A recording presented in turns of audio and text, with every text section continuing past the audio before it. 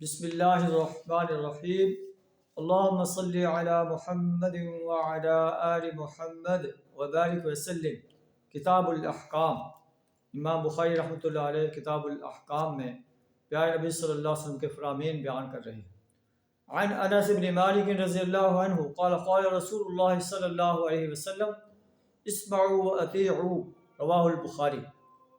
حضرت انس بن مالک نبی صلی اللہ علیہ وسلم سے روایت کرتے ہیں کہ آپ صلی اللہ علیہ وسلم نے فرمایا اسمعوا، امیر کی بات سنو، واطیعوا، اور اس کی اطاعت کرو، وان استعمل علیکم عبد حبشی، اگر تم پر ایک حبشی غلام بھی سردار بنا لیا جائے پھر بھی اس کی اطاعت کرو، چاہے اس کا سر منقع کی طرح چھوٹا ہو۔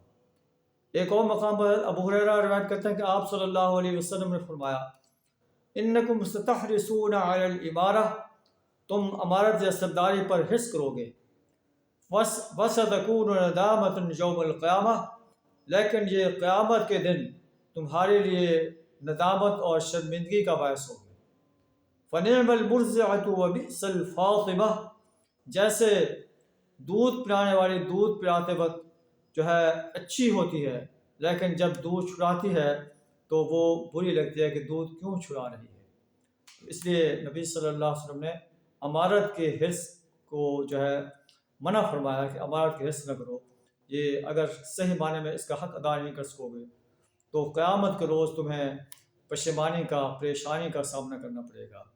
اللہ سے دعا تعالیٰ ہمیں پیارے نبی صلی اللہ علیہ وسلم کے ان سنہری فرامین پر عمل کرنے کی توفیق عطا فرمائے۔ وآخر دعوانا الحمد للہ رب العالمین۔